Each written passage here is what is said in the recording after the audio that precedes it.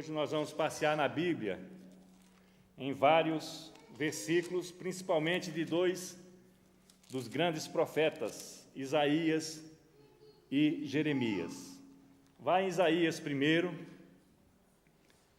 Nós poderemos, como eu falei na oração inicial, estarmos intitulando a mensagem de hoje como promessas, ensinos e advertências. No nome de Jesus, que essa palavra possa chegar não só ao seu coração, aqui, você que está aqui no templo da igreja, mas você que está assistindo aí no site da igreja ou no canal YouTube, que a palavra de Deus possa multiplicar-se maravilhosamente na sua vida e na vida da sua família. Isaías, um dos porta-vozes de Deus ao povo de Israel, ele ministrou a palavra do Senhor por volta do ano 740 a.C. Ele e todos os outros profetas relatados aqui no Velho Testamento, os maiores e os menores, mas não em qualidade de profetas, mas em tamanhos dos livros, por isso que há uma separação deles, mas de importância da palavra são iguais, porque todos eles serviram ao mesmo Deus que nós servimos. Isaías traz uma série de promessas e eu separei algumas e nós vamos lendo-as e falando a respeito de cada uma delas, trazendo-as para o dia de hoje. A primeira delas eu queria que você abrisse o capítulo 11 desse livro, os primeiros versículos. Diz a palavra de Deus: do tronco de Jessé sairá um rebento, e as suas raízes um renovo, e repousará sobre ele o Espírito do Senhor, o Espírito da sabedoria e o Espírito do entendimento, o Espírito de conselho e de fortaleza, o Espírito de conhecimento e de temor ao Senhor. Deleitar-se-á no temor do Senhor, não julgará segundo a vista dos seus olhos, nem repreenderá segundo o ouvir dos seus ouvidos, mas julgará com justiça os pobres e decidirá com equidade a favor dos mansos da terra, e ferirá a terra com a vara da sua boca, e com o sopro dos seus lábios matará o perverso. A justiça será o cinto dos seus lombos, e a fidelidade o cinto dos seus rins. E agora entramos aqui em algo que no mundo de hoje é incapaz de nós vermos. Veja bem, o verso 6, o lobo habitará com o cordeiro, e o leopardo se deitará junto ao cabrito. O bezerro, o leão novo e o animal cevado andarão juntos, e um pequenino os guiará. A vaca e a ursa passarão juntas, e as suas crias juntas se deitarão, e o leão comerá a palha como o boi. A criança de peito brincará sobre a toca da áspide. Áspide é uma cobra, viu, gente? E o já desmamado meterá a mão na cova de um basilisco. Basilisco é uma espécie de uma serpente, tinha algumas informações místicas e míticas sobre ela, não vale a pena entrar nisso, mas é só para você ver a comparação, né, do tempo da vinda do Senhor, né? Essas coisas que aos olhos do mundo não podemos ter. Não se fará mal nem dano algum em todo o santo monte, porque a terra se encherá do conhecimento do Senhor, como as águas cobrem o mar. Naquele dia recorrerão as nações à raiz de Jessé, que está posta por estandarte dos povos, e a glória lhe será a morada. Essas primeiras versículos que eu trago, de tantos outros que já tinha antes e dos que virão a seguir, são promessas que o Senhor deu para o seu povo, e elas continuam em vigor, elas continuam valendo, elas foram estendidas aos dias de hoje. A Bíblia traz centenas, milhares, quiçá, de promessas de Deus para nós. Cabe-nos recebê-las, usufruí-las e lutar para não perdermos a oportunidade de tê-las na nossa vida. Vai em frente aí no capítulo 29 desse mesmo profeta. Nós vamos ler mais um pouco dessas promessas maravilhosas de Deus na nossa vida, no capítulo 29. Diz a palavra de Deus, a partir do verso 18: naquele dia, os surdos ouvirão as palavras do livro, e os cegos, livres já da escuridão e das trevas, as verão. Os mansos terão regozijo sobre regozijo no Senhor, e os pobres entre os homens se alegrarão no Santo de Israel. Amém? Promessas de Deus para os tempos futuros. Se você é cego, se você não tem visão, se você é surdo, se você é coxo e manco, eu quero lhe dizer que o seu Deus cura a tua enfermidade, porque Ele é um Deus que curou no passado, é um Deus que tem curado no presente e é um Deus que vai curar no futuro. Mas para nós termos essas promessas concretizadas na nossa vida, para nós recebermos e usufruirmos dela, nós temos que aprender os caminhos do Senhor, relatados na sua palavra. E, principalmente, o que é mais difícil para nós, seres humanos, carne e alma, inconvertíveis às vezes, é obedecer. É duro? É. É impossível? Não. É uma questão de atitude, é uma questão de posicionamento, é uma questão de querer. Eu quero, eu vou fazer. Você pode mudar a sua vida, você pode mudar a sua. É uma questão de opção, porque a palavra de Deus lhe assegura, através das suas promessas, que dias melhores virão para ti. Capítulo 40. Hoje nós vamos passear na Bíblia, não é culto de estudo bíblico, mas para aqueles que não vêm às terças, vão passear hoje na palavra de Deus. Glória a Deus por isso. Bíblia aberta é vida, no nome de Jesus. Capítulo 40, o verso 29 diz: faz forte ao cansado e multiplica as forças ao que não tem nenhum vigor. Os jovens se cansam e se fatigam, e os moços de exaustos caem. Mas os que esperam no Senhor renovam as suas forças, sobem com asas como águias, correm e não se cansam, caminham e não se fatigam. Ele dá o exemplo aqui de jovens, e nós temos, o mundo está produzindo uma geração de jovens cansados, uma geração de jovens que estão só pendurados nos aparelhos eletrônicos, e estão cansados, não têm iniciativa, não sabem tomar iniciativa, não sabem fazer algo, porque a sociedade, a modernidade, o mundo de uma maneira geral, nós deixamos isso acontecer com nossos filhos. E aqui a palavra fala: os jovens se cansam e se fatigam. Era para estar falando para mim, aquele valoroso pastor inglês que tanto tempo trabalhou lá no Brasil, é uma honra tê-lo aqui. Para você, Eugênio, era para nós, Dona Belé, nos cansarmos, né? Pela idade. Mas aqui a palavra de Deus, na promessa dele, fala que os jovens vão se cansar por causa disso. 740 anos antes de Cristo, já havia essa profecia para os dias de hoje. No capítulo 43, mais à frente, os 3 primeiros versos diz: mas agora assim diz o Senhor, que te criou, ó Jacó, e que te formou, ó Israel. Jacó e Israel é o mesmo. Deus trocou o nome dele pela nação que viria a ser no futuro.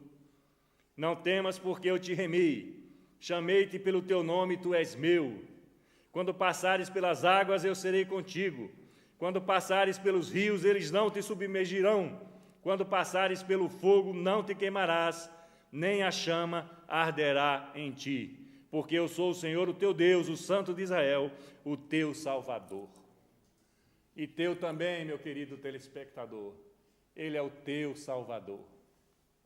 Creia e mude a tua vida, no nome de Jesus. Essa promessa é para o dia de hoje, porque a promessa de Deus, ela se renova a cada manhã. A palavra de Deus, ela vem sendo reestruturada nas nossas vidas. Basta que queiramos determinar um tempo da nossa vida, do nosso dia a dia. É cansativo, é atribulado, é cheio de dificuldades, todos sabemos, uns mais, outros menos. Mas na hora de darmos o tempo ao Senhor, a dificuldade parece que aumenta. Não com a dificuldade que nós temos quando estamos nos divertindo, quando estamos assistindo uma partida de futebol, quando estamos num restaurante ou num pub, quando estamos em uma reunião social, mas na hora de darmos um pouco mais ao Senhor, a aprendermos da sua palavra e do seu ensino, a dificuldade aumenta. E é natural, porque nós somos carne e alma, e há uma luta da carne com o Espírito. Diz a palavra de Deus, capítulo 45, sigamos aí nesse passeio das promessas de Deus, dos ensinos e das advertências, porque Deus é um Deus de justiça. Ele dá, mas Ele cobra no sentido de você ter o melhor aproveitamento de tudo aquilo que Ele te disponibiliza na vida. Isaías 45 diz o verso 22, olhai para mim e sede salvos, todos os limites da terra, porque eu sou Deus e não há outro. Ele aqui fala todos, não é a religião A, B ou C, não é o país A, B ou C, não é a cultura A, B ou C, ele fala todos, todos que queiram, todos que aproveitem, todos que tomem uma decisão.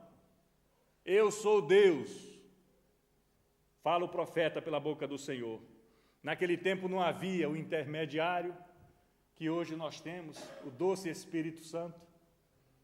Naquele tempo, Deus se manifestava através dos seus profetas, se manifestou por sacerdotes, se manifestou pelos reis, os reis que Ele elegeu. Porque por mim mesmo, verso 23, eu tenho jurado, da minha boca saiu o que é justo, e a minha palavra não tornará atrás. E diante de mim se dobrará todo joelho e jurará toda língua. Eu tenho orado isso pelo Brasil todos os dias das minhas caminhadas. Profetizo no nome de Jesus, que todo joelho naquela nação se dobrará e toda língua confessará Jesus Cristo, Senhor do Brasil. E falo, meu Deus, eu posso nem ver isso e creio que não vou ver, mas eu creio que vai acontecer, por fé, porque as tuas promessas, elas se cumprem no tempo determinado. Isaías 55,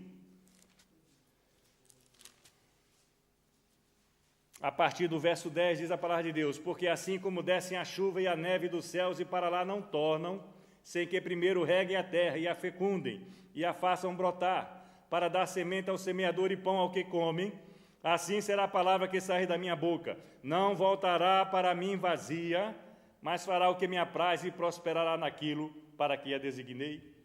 Saireis com alegria e em paz sereis guiados.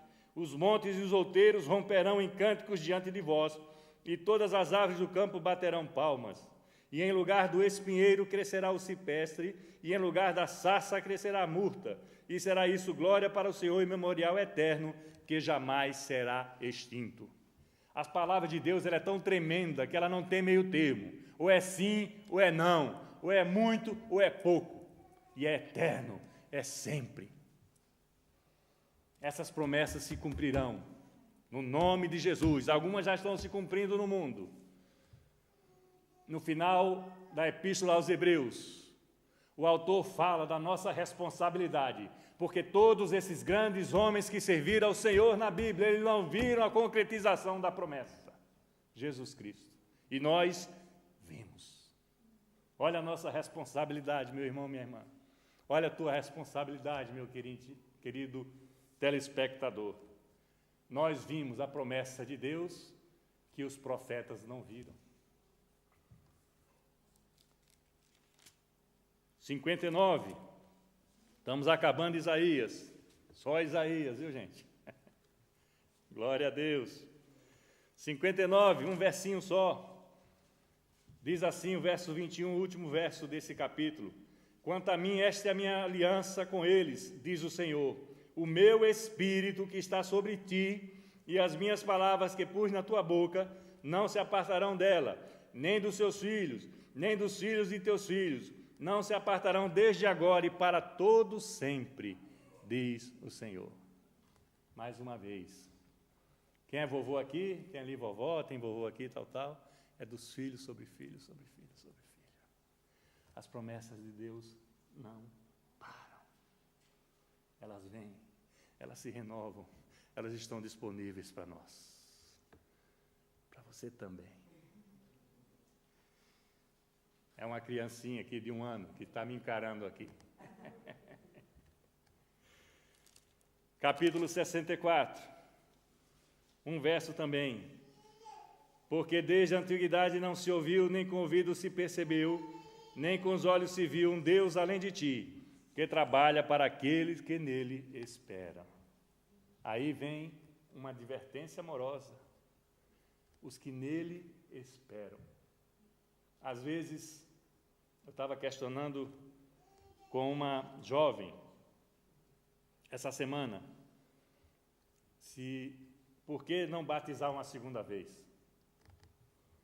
Porque se achava incomodada, porque se achava que não está caminhando com Deus como deveria, e conhece o Senhor há muito tempo, e já se batizou há algum tempo também. E ela perguntou: pastor, eu posso me batizar outra vez? Eu acho que eu preciso me batizar outra vez. Falei: não, batismo não se anula. Existem casos, mas o batismo não se anula.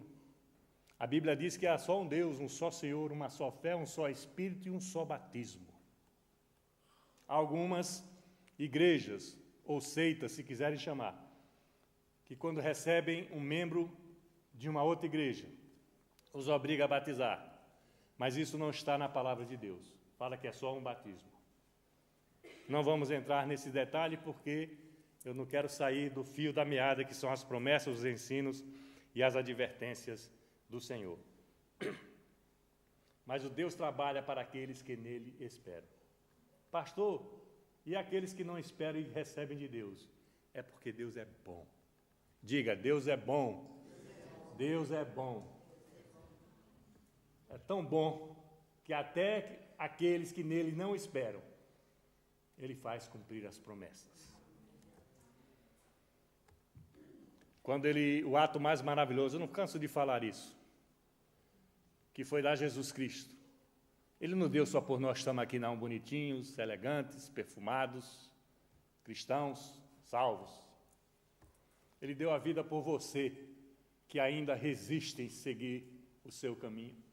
Ele deu a vida por aqueles que estão ali fora perdidos, que não têm dado importância às coisas de Deus, que têm se esmerado nos prazeres da vida. Quando ele deu Jesus Cristo, ele deu por todos.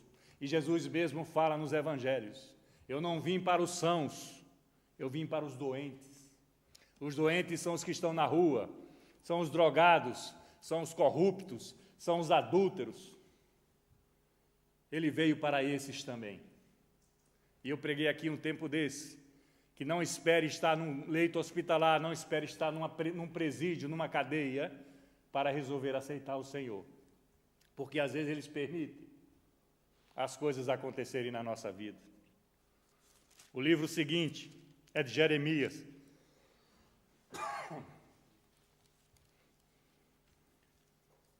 Jeremias é um pouquinho mais novo que Isaías.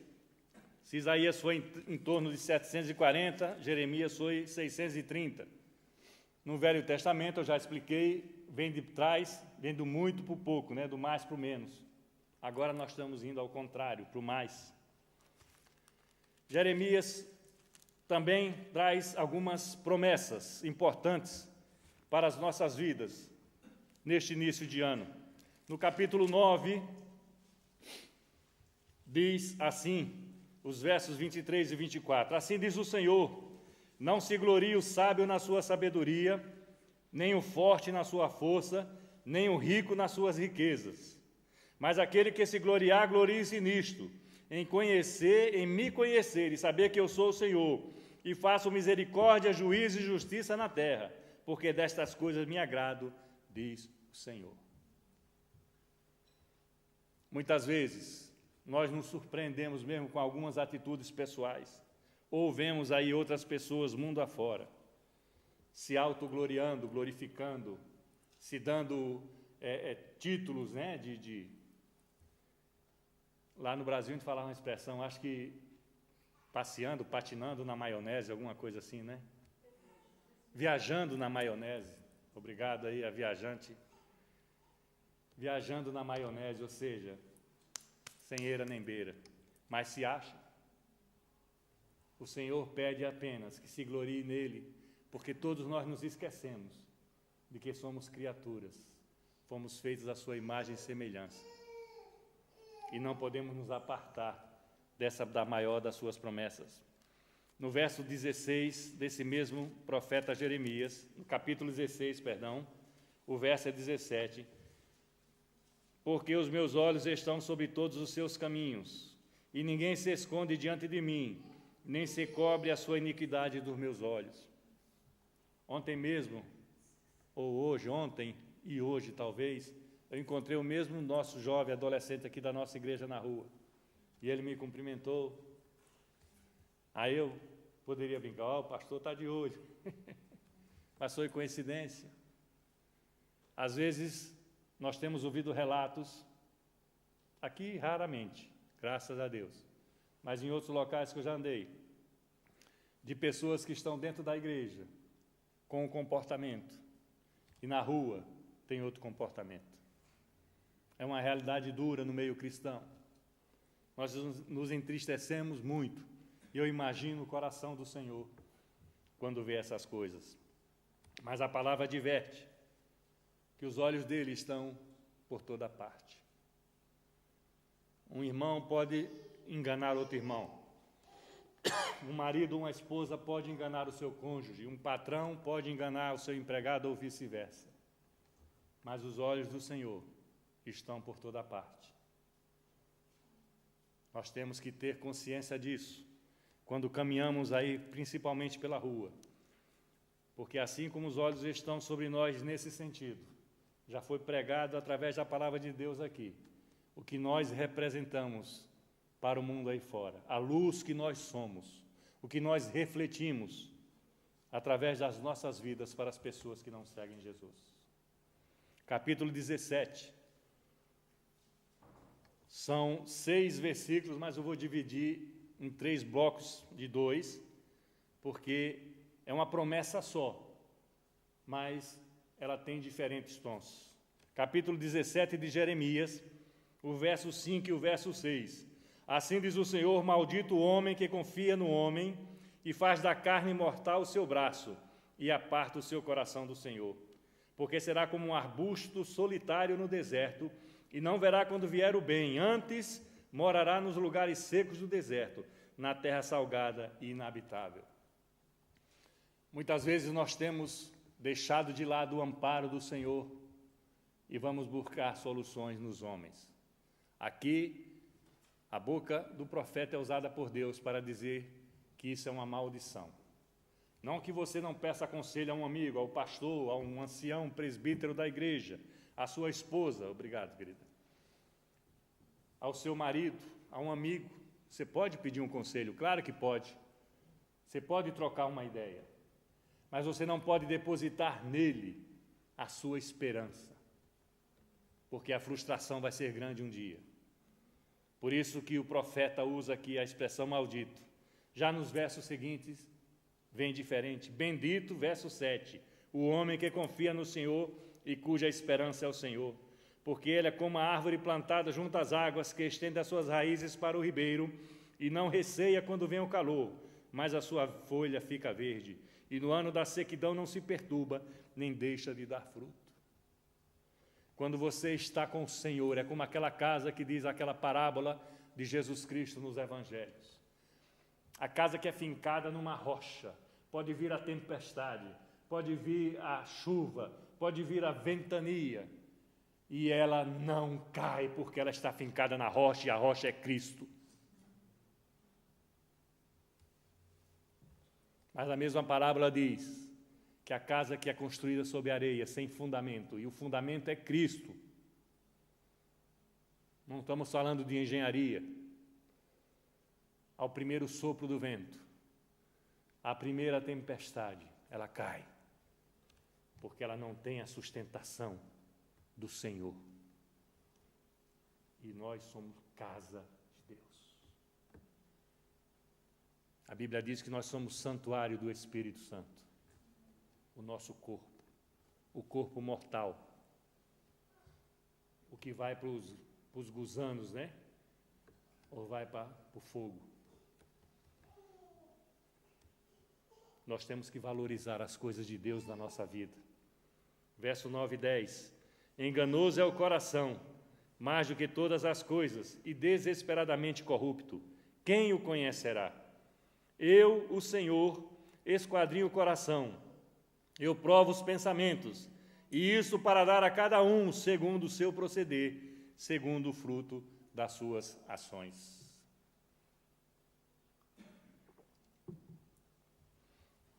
O Senhor conhece cada milímetro do nosso coração e de cada gotinha de sangue que é bombeada por Ele para o nosso corpo. A palavra diz que Ele esquadrinha. É como uma máquina, como quem faz exame, sabe como é que é a máquina? A máquina passa por você. É o que o Senhor faz, porque nos conhece, para dar o que nós necessitamos. E segundo, aquilo que nós fazemos. Palavra do Senhor, que não volta vazia, como já lemos, né? E vamos encerrar Jeremias com o capítulo 29. Capítulo 29, 2 versos. Promessa do Senhor para as nossas vidas. Eu sei, Jeremias 29, verso 11. Eu sei que pensamentos tenho a vosso respeito, diz o Senhor. Pensamentos de paz e não de mal, para vos dar o fim que desejais. Então me invocareis, passareis a orar a mim, e eu vos ouvirei. Buscar-me-eis e me achareis, quando me buscardes de todo o vosso coração. Muitas vezes nós não temos buscado Deus de todo o coração. Nós temos buscado de toda a intenção. Nós temos buscado de toda a necessidade. Nós temos buscado de todos os interesses, mas nós não temos buscado o Senhor de todo o nosso coração. Nós temos sido relapsos em algum momento nas áreas das nossas vidas. A pergunta que me fazem, pastor, mas nós podemos tropeçar? Quase que com certeza podemos tropeçar. Mas nós temos os ensinos do Senhor, através da sua palavra, para evitar esses tropeços. Muitas vezes, nós podemos evitá-los, mas não colocamos o Senhor como Deus, como a bendição. Colocamos o homem como a maldição, como o Senhor das nossas coisas. E esse homem, ele pode estar travestido de muita coisa nas nossas vidas. Do orgulho, da soberba, do amor ao dinheiro, da avareza, do adultério, do pecado em geral. Miqueias, não precisa abrir não, mas na frente desses livros dos profetas, traz a promessa maior, quando fala que de Belém, a terra onde viria nascer Jesus Cristo. É um profeta também que profetizou por volta do ano 740, contemporâneo de Isaías. E fale tu de Belém de Efrata, porque, segundo se mostra a Bíblia, né, se mostra em passagens da Bíblia, é como se fosse uma cidade sem importância, pequena. Mas quando Deus escolhe as coisas dele, escolhe da maneira que ele quer. Porque lá no começo, quando ele nos criou, ele nos fez a sua imagem e semelhança. Então ele fez a coisa boa, ele nos fez para sermos bons. Ele nos fez para sermos perfeitos, para sermos normais, para sermos obedientes, para sermos sinceros, para sermos amigos, para sermos cristãos. E o que é que está acontecendo aí no mundo, meu querido, minha querida? O que é que se passa aí no seu país?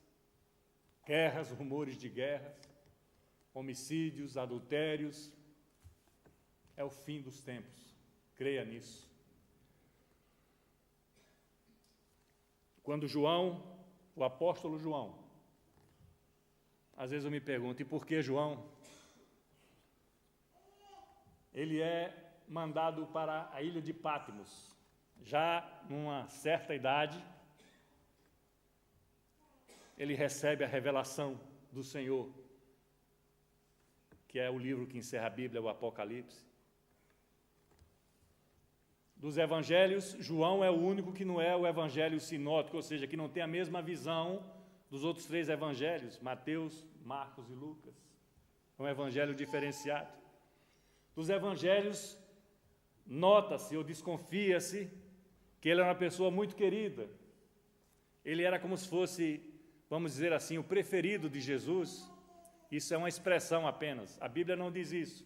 Mas era como a Bíblia fala do discípulo amado. E ele se auto-intitula.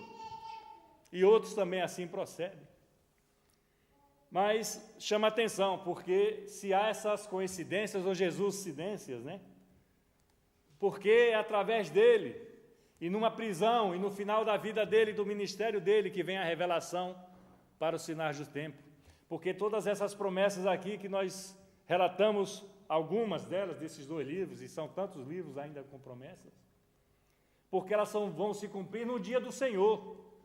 E o dia do Senhor é hoje, e pode ser hoje mesmo. Porque ele pode voltar hoje, a qualquer momento. E vão se cumprir isso. E lá no Apocalipse está isso revelado pela palavra de Deus, e foi através de uns que esteve com Jesus aqui na terra. E ele foi eleito para trazer essa palavra. Se você quiser abrir no primeiro evangelho, Mateus, algo interessante, vamos caminhando aqui para o final da mensagem desta noite. O primeiro capítulo do livro de Mateus traz, na sua parte inicial, traz a genealogia de Jesus.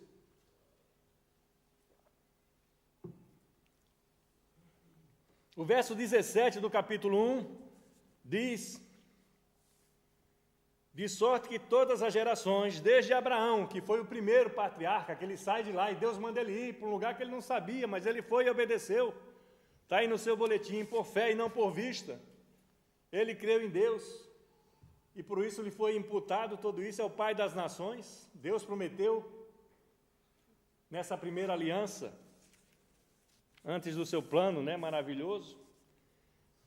Todas as gerações, desde Abraão até Davi, o rei Davi, que nós falamos aqui, um rebento de Jessé, Jessé, o pai de Davi, nós lemos aí numa das promessas, que o renovo viria através dele, e veio. Foi quando houve a primeira unificação de Israel como povo, vamos dizer assim, como Estado, foi através do rei Davi. Desde Abraão até Davi são 14. De Davi até o exílio na Babilônia, que é a marca mais terrível na história do povo de Israel, foi o exílio da Babilônia, mais 14 gerações. E do exílio da Babilônia até Jesus Cristo, outras 14 gerações. E desses versículos todos aí até o 16, do 1 ao 16, você pode reparar na sua Bíblia, mas não se preocupe com isso, você pode reparar na sua Bíblia que tem um filho aí, dessa descendência, dessa genealogia, que é filho de nora, tem filho de prostituta, tem filho de estrangeira, e era uma loucura naquele tempo, tem filho de ex-adúltera, e tem o filho de Deus, porque Deus é assim. Ele nos diz hoje que você pode ser quem seja, você pode ser o que for, mas Ele te ama e Ele quer a tua vida. Ele quer a eternidade para você. Não importa se você seja o que você seja, não importa para Deus. Só nessa genealogia aqui, de várias gerações, tinha pessoas com todos os problemas que um ser humano pode ter. Então, o corrupto de hoje, o adúltero, o pecador, o ladrão, o homicida, o drogado, o desrespeitoso, o efeminado, o homossexual, o homem ou mulher, a promessa é para vocês, para todos, porque Ele não fez acepção de pessoas. Quando Ele dá Jesus Cristo, Ele dá por todos. Por que tantas promessas? Porque Ele quer dar muito. Por que tantos ensinos? Porque Ele quer nos capacitar para termos uma vida melhor, uma vida mais digna, uma vida alegre, não sem dificuldade, porque aqui na terra nós vamos ter, a Bíblia diz que quem domina aqui é o príncipe do mundo e ele é o diabo. Mas as promessas são muitas, os ensinos são muitos, as advertências são muitas, é por amor. Ele não quer nos ver como ele tem visto. Se ele não fosse fiel, ele faria outro dilúvio de Noé. Mas ele prometeu que não acabaria mais com a raça humana. Mas o que existe hoje no mundo, existia no tempo de Sodoma e Gomorra, quando desceu fogo e enxofre sobre aquelas cidades. E matou a todos, todos. Queriam violar até os anjos de Deus.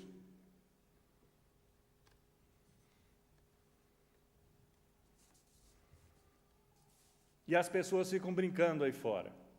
Às vezes até inadvertidamente, alguns aqui de dentro. Quando eu falo aqui de dentro, não estou falando de Diram, estou falando da igreja de Cristo. Ficam brincando com as coisas de Cristo. Eu quero dizer para você, meu querido e minha querida, eu quero dizer para você, não devemos brincar com as coisas de Cristo. Ali em Atos dos Apóstolos, tinha 2 ou 3 deles na prisão, e houve um terremoto. A Bíblia diz que as portas se abriram, caíram as paredes, e o carcereiro ia se matar, porque funcionava assim a justiça. Se o fugitivo fugia, o carcereiro, o soldado, ou quem o guardava, pagava com a vida essa fuga. E quando ele estava para se matar, o apóstolo clama, não faça isso, nós estamos aqui.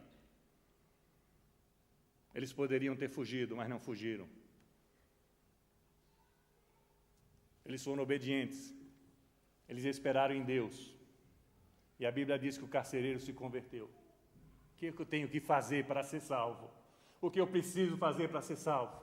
O que você precisa fazer para ser salvo? E a Bíblia diz em Atos dos Apóstolos, eu acho que é 16:32. Creia no Senhor Jesus e será salvo, tu e tua casa. Porque as promessas de Deus são muitas. Não é só para você, não é só para você. É para você e para a tua casa. É para você e para a tua família. Ele não dá pouco, ele dá muito. Nós aqui não temos sabido armazenar isso nas nossas vidas. Nós temos sido relapsos na nossa caminhada, às vezes, com Deus. E nós estamos entrando num ano novo. Quantos planos, né? Alguns não deram certo, outros se completaram, alguns estão a caminho. Eis que tudo se faz novo. Quando tudo se faz novo, significa que as coisas velhas passaram. Nós não precisamos mais dela. A Bíblia diz que vai haver um julgamento. Nós passamos numa das promessas que fala, eu sou um Deus que faço misericórdia, juízo e justiça.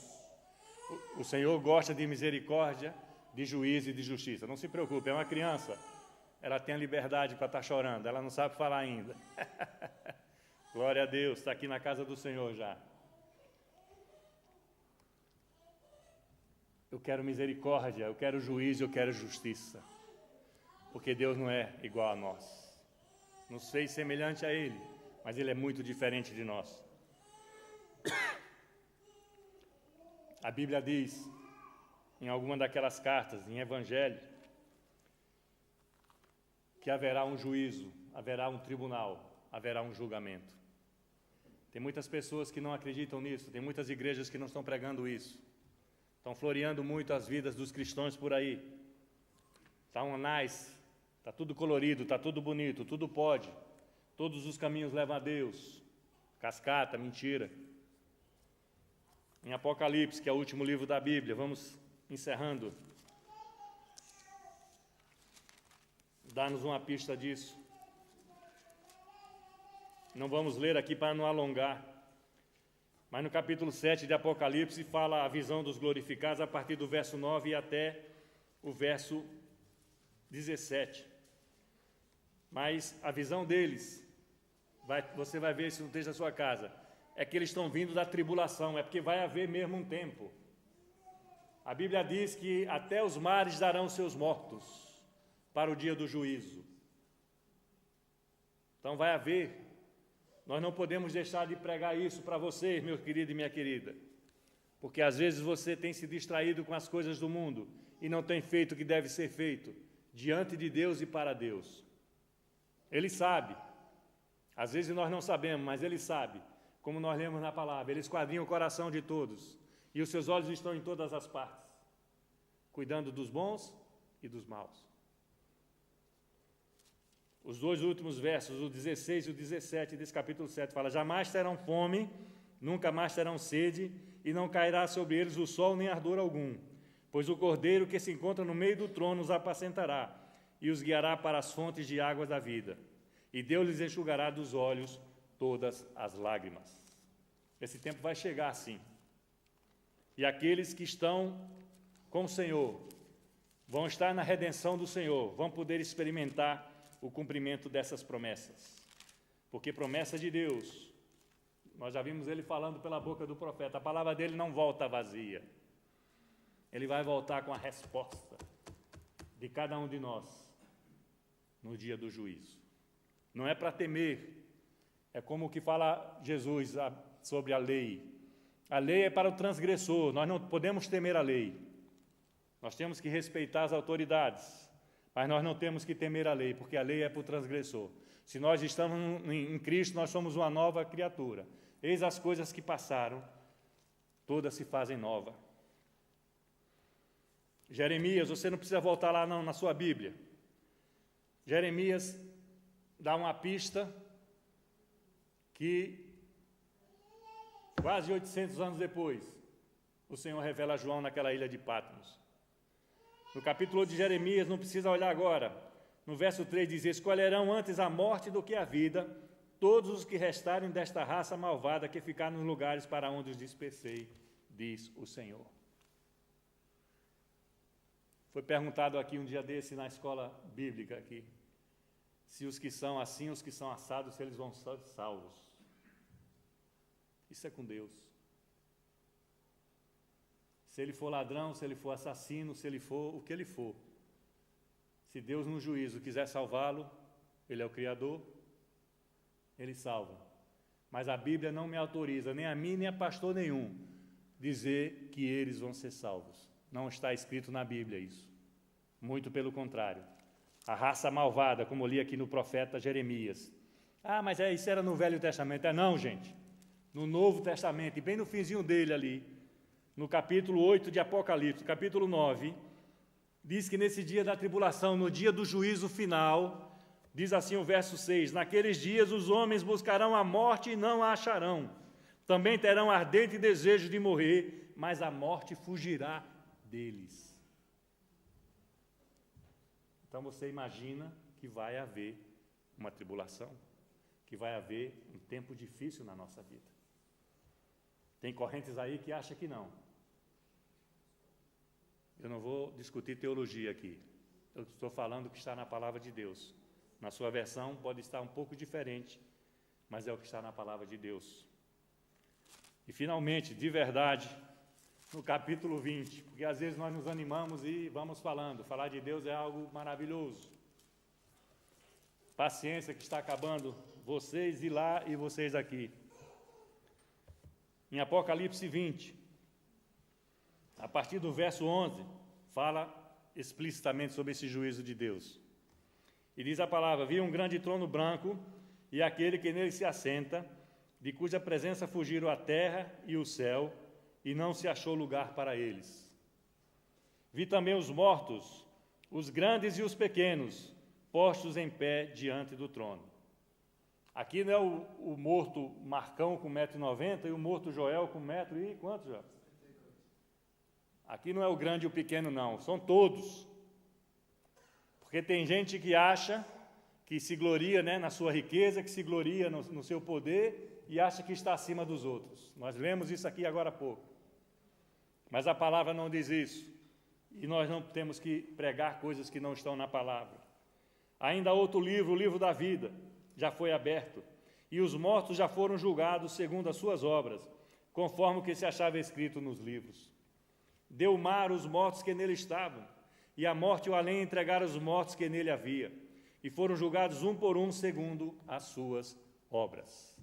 No dia do Senhor, diz a palavra de Deus, os mortos ressuscitarão primeiro. Se nós estivermos aqui nessa época, nós vamos ter que ter um pouco de paciência. Se livrar da tribulação, glória a Deus, mas os mortos serão os primeiros a se apresentar diante de Deus. Então a morte e o inferno foram lançados para dentro do lago de fogo. Esta é a segunda morte, o lago de fogo. E se alguém não for achado inscrito no livro da vida, esse foi lançado para dentro do lago de fogo. Palavra de Deus. Advertência do Senhor, dada para um discípulo e apóstolo de Jesus Cristo, para que fosse transmitida às nossas vidas, como no primeiro culto de língua portuguesa do ano aqui na igreja de Diram. Essa palavra vai para você também, vai para o teu coração. É uma advertência, mas é com amor, porque Deus te ama, como eu já falei. E o que nós temos que fazer é tomar decisões nas nossas vidas. O pastor Jorge Russo esteve aqui conosco há uns 2 cultos atrás, ou 3, não me lembro, e pregou sobre algo muito especial, sobre a escravidão. Muitas vezes, nós livres, tomamos atitudes de escravos. A Bíblia diz que já não somos mais escravos, e somos herdeiros do Senhor, co-herdeiros de Cristo. Porque tudo que tinha que ser feito no mundo, tudo já foi feito pelo Senhor para as nossas vidas. Que nós possamos ter consciência de cada um desses detalhes que o Senhor tem colocado dentro do nosso coração a cada dia, para que possamos ter um ano, volto a dizer, não sem dificuldades, porque elas só cessarão no céu. Se você estiver aqui na terra e disser que não tem nenhum problema, para mim isso já é um problema. Mas eu quero dizer para vocês, no amor que eu vos tenho, no amor que o Senhor tem acrescentado a cada dia no meu coração pelas suas vidas, para nós tomarmos posse das promessas lidas, parte delas hoje, para nós nos obedecermos, a Cristo nos ensinos da sua palavra, e para levarmos a sério as advertências que são feitas através da Bíblia, e às vezes pela boca do pastor, que é quem ele manda falar aqui na igreja. E eu tenho juízo, meus queridos, eu obedeço ao Senhor. Eu quero que você tenha um ano muito especial caminhando com Cristo. Não com temor, com medo. Deus é amor, já está mais do que provado. Nós vamos nos preparar para voltar com aquele louvor especial no encerramento desse culto. Eu quero agradecer a tua companhia, desejar um feliz ano novo, e que o Senhor ponha a mão sobre a tua vida e sobre tua família, salvando-a, como salvou aquele carcereiro naquela prisão ali onde estavam presos os servos de Deus. Que o Senhor nos abençoe, no nome de Jesus.